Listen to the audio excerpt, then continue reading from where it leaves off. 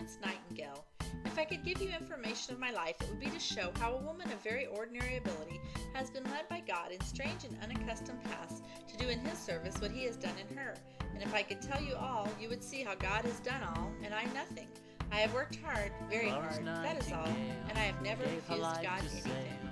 Far away across the sea, so the soldiers there would get all heck where the mothers. Florence Nightingale was born on May 12, 1820 in Florence, Italy, to affluent British parents. Her father was William Edward Nightingale, and her mother was Frances Fanny Nightingale Smith. Her only sister, Parthenope, was a year older than Nightingale. Far away across the sea. Social norms back in the day dictated that upper-class women should marry well and focus solely on family and social matters. Nightingale preferred to study and focus on developing her intellect. She would study with her father and nannies. She wrote letters by the age of 7 and an autobiography entirely in French between the ages of 8 and 10. Nightingale's mother was a conventional woman who followed social norms and wanted her 2 daughters to do the same. She wanted them to get married to well-to-do men, have a family, be a homemaker, and socialize among other individuals. Florence, on the other hand, had a different vision in mind. She resisted to participate in such things and refused to marry. Florence wanted to perform her calling by God by helping the ill and becoming a nurse. Against her parents' wishes, Florence Nightingale pursued her calling to become a nurse. She went to Kaiserwerth, Germany, and enrolled as a student at the Lutheran Hospital of Pastor Fleidner. In the early 1850s, Florence returned to London to work at Middlesex Hospital for ailing governesses. She was so good at what she did, she was promoted to superintendent within a year of being hired.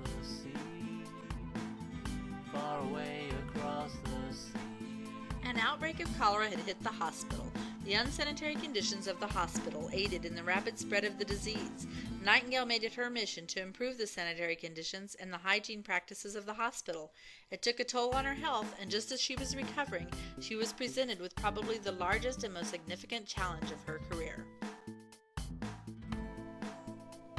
In October 1853, the Crimean War broke out.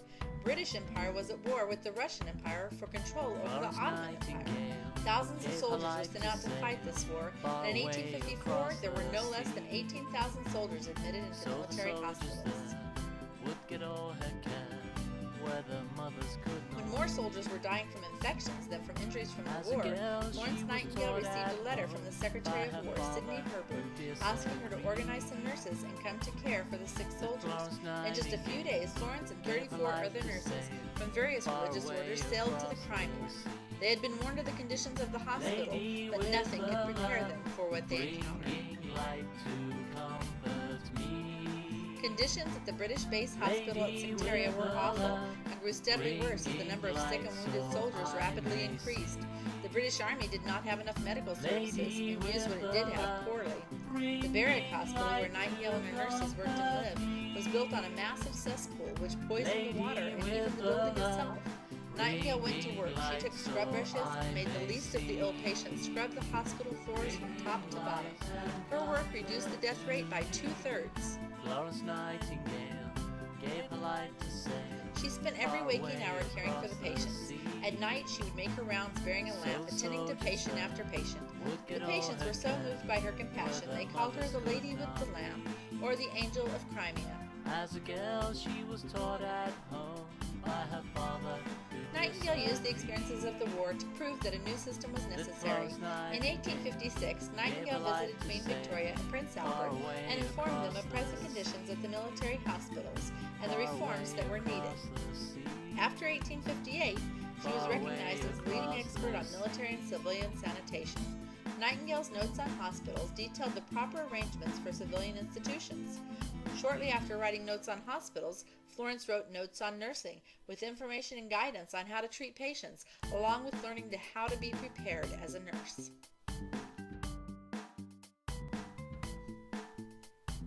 In November 1855, a Nightingale Fund had been set up to found a training school for nurses. This was the only recognition of her services of which Nightingale would approve.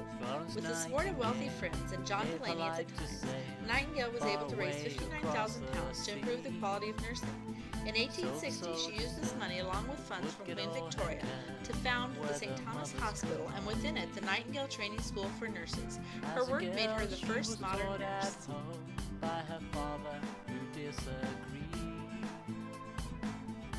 As well as titling her the first modern nurse, Florence is also known as the first nursing theorist. In Nightingale's book, Notes on Nursing, What It Is and What It Is Not, she addresses the importance of the environment on the nurse and the nursed. Health, according to Florence, depends on pure air, pure water, efficient drainage, cleanliness, and light. Florence fought poor sanitation and care for the sick, not only medicinally, but providing patients with adequate nutrition and making a comfortable, clean, warm environment for the patients. To capture Nightingale's theory in action, I will read one of her quotes from Notes on Nursing. While the nurse will leave the patients doing in a corrupting atmosphere, the best ingredient of which is carbonic acid, she will deny him on the plea of unhealthiness a glass of cut flowers or a growing plant. Now no one ever saw overcrowding by plants in a room or ward, and the carbonic acid they give off at nights would not poison a fly. As a girl, she was taught at home by her father. Florence Nightingale received medals, honors, and awards from many different countries for the contributions she made to nursing. Nurse Nightingale was presented with a brooch from Queen Victoria, which is referred to as the Nightingale Jewel. The inscription reads, "To Miss Florence Nightingale, as a mark of esteem and gratitude for her devotions towards the Queen's brave soldiers, from Victoria R. 1855. The brooch was meant not only to be worn as jewelry, but also to serve as a medal and a badge of royal appreciation. She was also granted $250,000 from the British government, which she used in founding the Nightingale Training School for Nurses."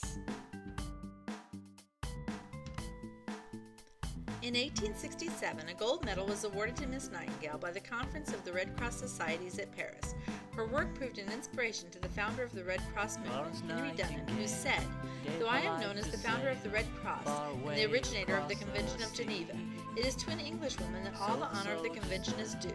What inspired me to go to Italy during the War of 1859 was the work of Miss Nightingale in the Crimea.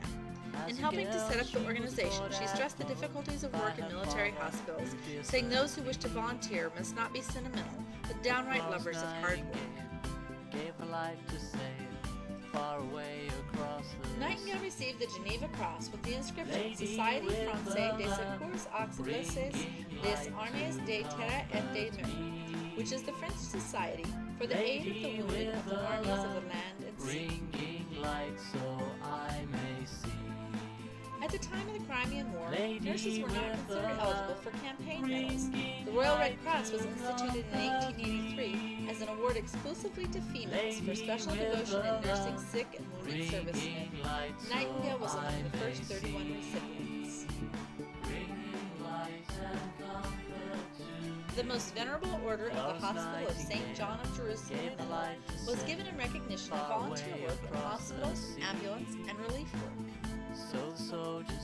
Order of Merit is a highly prestigious order which to date has only admitted 8 women, of which Florence Nightingale was the first. Florence Nightingale received the Norwegian Red Cross on May 10, 1910, just a few months before she died. It was given for her invaluable contribution in the Crimean War and to the development of the nursing profession. The Florence Nightingale Medal is the highest international distinction a nurse can achieve and is awarded to nurses or nurses' aides for exceptional courage and devotion to the wounded, sick, or disabled, or to civilian victims of a conflict or disaster, or exemplary services or creative and pioneering spirit in the areas of public health or nursing education. This award is still given in her honor more than 100 years after her death. The delegates of the 1907 Red Cross Conference said, "Her heroic efforts on behalf of suffering humanity will be recognized and admired by all ages as long as the world shall last." So the soldiers there would get all her care where their mothers could not be. As a girl she was taught at home by her father who disagreed that Florence Nightingale